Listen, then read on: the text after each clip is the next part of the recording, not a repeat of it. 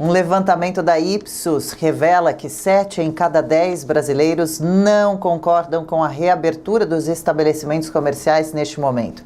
Sobre o assunto, a gente conversa agora com o CEO da Ipsos Brasil, Marcos Cagliari. Marcos, bom dia, obrigada pelo seu tempo conosco aqui, seja bem-vindo. Bom dia, obrigado pelo convite. Marcos, quais foram exatamente os questionamentos da pesquisa e a intenção do trabalho?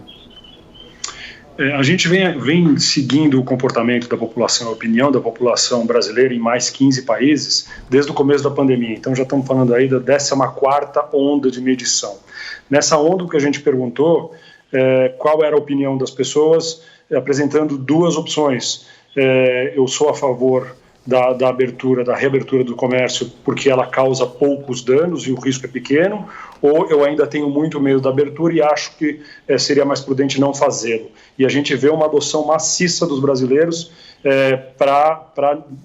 em direção a essa segunda alternativa, em que a abertura apresenta ainda muitos riscos e, portanto, ainda há muito medo. Isso está muito consistente com as outras informações que a gente também vinha levantando nas últimas semanas, em que os brasileiros também apresentam particular preocupação com o retorno ao trabalho e particular preocupação, quando comparado com outros países do mundo, com o retorno das crianças às escolas. Acho que com isso a gente consegue ver muito claramente um medo sanitário, quer dizer, uma preocupação com a saúde mesmo dos brasileiros. Não é necessariamente a leitura seja contra a economia, mas é a favor de uma preocupação muito grande sanitária. Sim, compreensível, né? Para entender um pouquinho melhor a pesquisa, e por curiosidade também, ela foi realizada quando, em qual período e com quantas pessoas? Ela foi realizada na última semana do mês de maio, como eu falei, em 16 países, a gente está falando em torno de 2.000 pessoas. É uma pesquisa realizada online, então ela acaba tendo ela subestima um pouquinho as classes D e E. Tá, e como é feito esse contato com os entrevistados também, para que quem nos acompanha entenda direito como é feita uma boa pesquisa, para a gente partir para os resultados muito interessantes que elas trazem. Como é feito esse contato com os entrevistados? É a faixa etária, é a classe social, agora você falou que C e D um pouco não, mas é variada?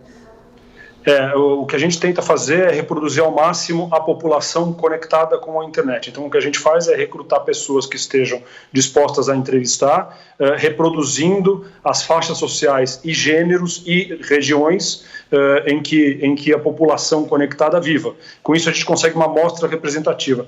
E eu gostaria de reforçar a importância da sua pergunta. A gente tem visto muitos levantamentos sem muita base científica e estatística que dizem muito pouco. No nosso caso, o que a gente está fazendo é um exercício muito cuidadoso, estatístico, de reproduzir esta população que está na internet. Então, sua pergunta realmente é muito importante para a gente olhar com cuidado todas as informações, e são muitas, né? E são uma multiplicidade muito grande que a gente vem recebendo nesses dias. Legal, claro. Assim a gente sabe que os resultados são seguros também, que a gente está acompanhando e analisando. Marcos, você falou que a pesquisa foi feita entre 16 países, começando por esse primeiro quesito sobre o fim do isolamento nesse momento, a reabertura do comércio ainda agora.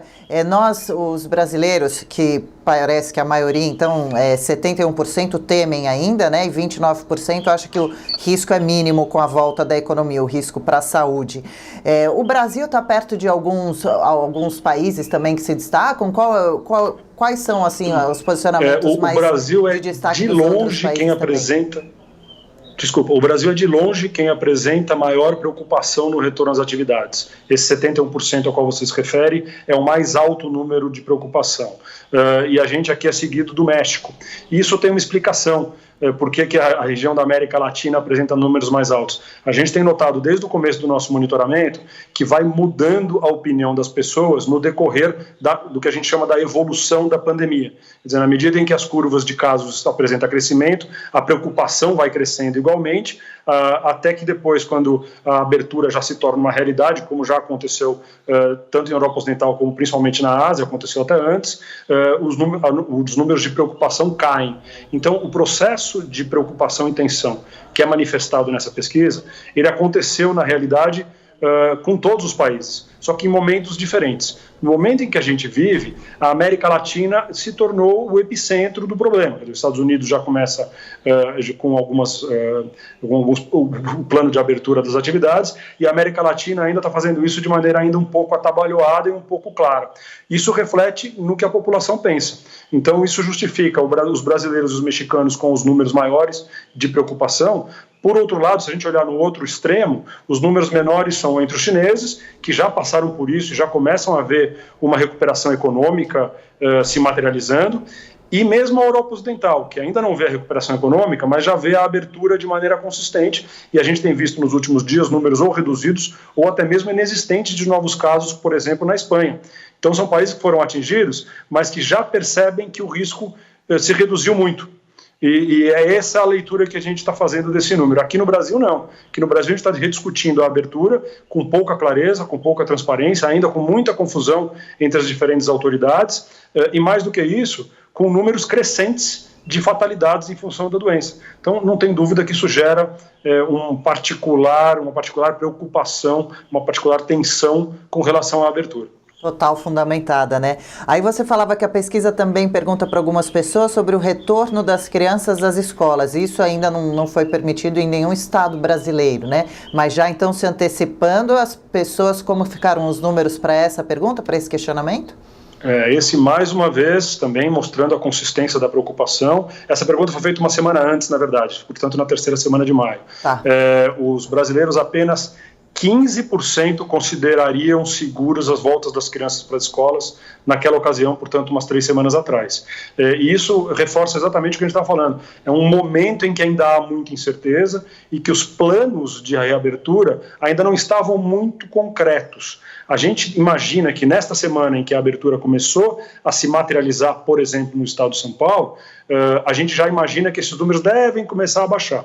Mas eu acho que fica clara a mensagem, principalmente para as autoridades e para as instituições e organizações, a necessidade de deixar muito claros os protocolos de segurança.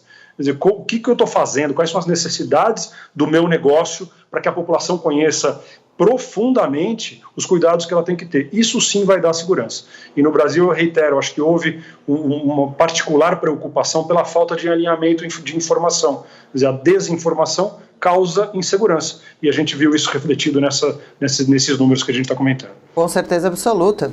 E também teve uma pergunta com relação a recuperar o emprego perdido durante o período da quarentena. Como que foi a posição da maioria das pessoas? A gente também perguntava se a população, de maneira geral, acreditava que os empregos que foram perdidos em função da pandemia seriam recuperados imediatamente após a pandemia. E aqui o brasileiro está bem na média global. A gente não se destaca nem do lado do pessimismo, nem do lado do otimismo. 42% dos brasileiros acham que os empregos serão recuperados. Tem algumas informações aí para a gente ler. Em primeiro lugar, a maioria não acredita que os empregos serão recuperados. Quer dizer, há um pessimismo maior do que otimismo, mas isso também segue todos os outros países do mundo. Como eu falei, o número do Brasil é um número muito próximo à da média global. Mas a gente tem países que se comportam de maneira muito diferente. Por exemplo, na China, eu reitero que esse é um exemplo muito rico, porque foi o epicentro onde tudo começou, e a China apresentou uma recuperação econômica, a famosa recuperação em V, né, em que há uma queda da atividade e uma recuperação com igual velocidade. Com isso, há um otimismo muito grande por parte dos chineses de que os empregos serão recuperados nesse caso. Se a gente considerar já a Europa Ocidental, eles estão no outro extremo. Uma minoria, perto de 30% nos países que menos concordam que os empregos serão recuperados, acredita nesse otimismo. Estamos falando aí de França, Espanha e Itália em particular. Quer dizer, a gente vê países que se comportam de maneira parecida com relação à confiança nos protocolos de saúde, né, naquela primeira pergunta que a gente falou, eles têm números parecidos, mas que têm otimismo oposto com relação à recuperação da economia. Acho que isso mostra que a vontade de voltar à atividade econômica não está ligado necessariamente à preocupação com o emprego, está ligado à preocupação com a saúde. Tem principalmente em primeiro lugar, né?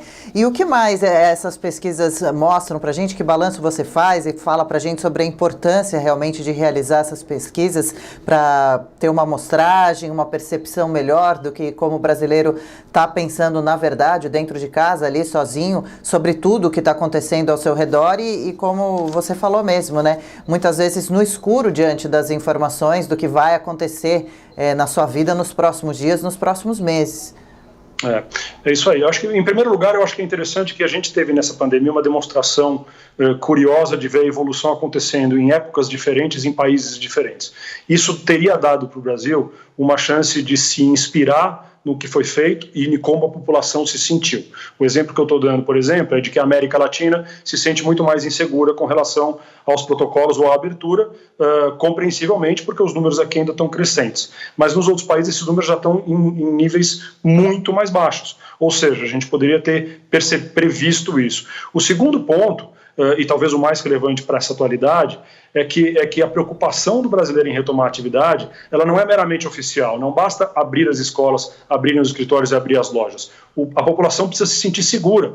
Portanto, esse tipo de monitoramento, ele tem um papel fundamental na adoção de políticas públicas, quer dizer, entender a opinião do público, deixa claro, por exemplo, que não basta um decreto para abrir as instituições, as organizações e o retorno normal. É fundamental que a discussão sobre os protocolos sanitários seja clara, transparência, processos de certificação dos pontos de venda, por exemplo.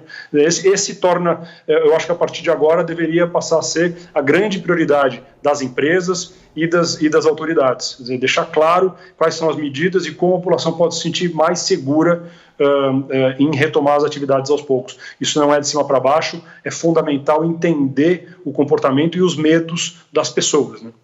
E aqui fica a nossa participação e o nosso recado para isso, né? Quando a gente acompanha algumas pesquisas que falam a margem de erro é tal, o que significa isso e o quanto ela pode mudar uma pesquisa?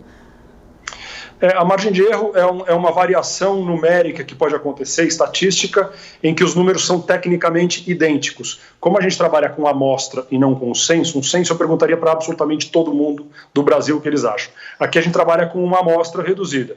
Portanto, há uma margem de erro que o número pode variar refletindo os mesmos resultados. Então, quando a gente fala aqui nesse caso, por exemplo, a margem de erro é em torno de 2%, 2 pontos percentuais. Se a gente está falando aqui de 71%, ele pode variar, o número real pode variar entre 69 e 73, mas serão considerados estatisticamente iguais. Este é o conceito de margem de erro. Ele só dá uma segurança, quanto menor a margem de erro, mais seguro é o número que a gente está apresentando.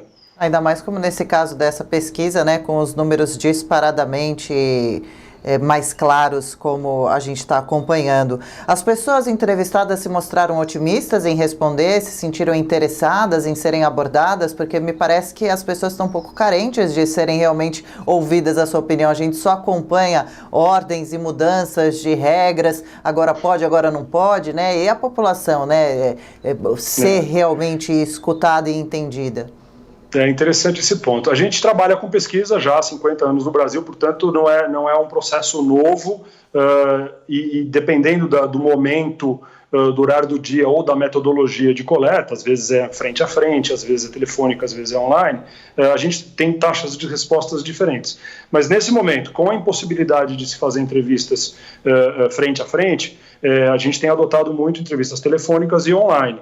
E as taxas de respostas aumentaram muito, quer dizer, de fato a gente percebe, até intuitivamente a gente poderia imaginar que isso iria acontecer, que primeiro as pessoas querem ser ouvidas, né? E segundo, elas têm mais tempo, elas estão em casa e acabam tendo mais tempo de responder. Então, os números têm se mostrado bastante sólidos e se a gente olhar o histórico, como eu falei, a gente faz isso toda semana, há 14 semanas, os números têm sido muito consistentes. Então, a gente fica confiante em ajudar as empresas, as marcas, as autoridades com essas informações. Perfeito. E, Marcos, com a sua experiência, quando você ouve a resposta de cada uma dessas pessoas, você imagina que essa resposta realmente, você falou agora há pouco, ela é baseada num pessimismo e num otimismo ou baseada em alguma razão, em alguma observação do que vem acontecendo no mundo e no nosso próprio país? Eu diria que ela é influenciada pelo que vem acontecendo, por como as pessoas consomem mídia, por exemplo, e notícia, por exemplo. Aqui, uma interpretação nossa que a gente tem com alguma claridade, por exemplo, que a desinformação, a falta de alinhamento e clareza com relação a políticas públicas para lidar com a pandemia, afeta o otimismo. Então, nesse caso, por exemplo, o consumo de mídia, como ela consome as fontes que as pessoas consomem informação, acabam afetando como elas pensam. E no Brasil, a gente tem alguns estudos que corroboram isso, uma das fontes mais importantes hoje de notícia de como as pessoas se informam é o WhatsApp e as redes sociais. Estou comentando isso porque nem sempre essas fontes são fontes de informações news, né? Muito fidedignas. Então isso acaba gerando mais insegurança. E a gente ainda, como se não bastasse, a gente já vê algumas disputas que atrapalham Cortou a ligação? Perdi a ligação com o Marcos. A gente está conversando com o Marcos Cagliari, ele é CEO da Ipsos Brasil e traz informações para a gente sobre a última pesquisa feita, questionando os brasileiros sobre o fim do isolamento agora no período da quarentena ainda, sobre o desemprego, se recupera o emprego perdido na quarentena lá na frente ou não, e também sobre a volta às crianças às escolas. Então, não sei se eu vou recuperar essa ligação agora. Eu agradeço profundamente o Marcos Cagliari pela participação, por todos os dados, e volta, viu, Marcos, para trazer para a gente uma futura pesquisa comparativa para a gente ver como vai o andar dessa carruagem. Muito obrigada e um abraço para você.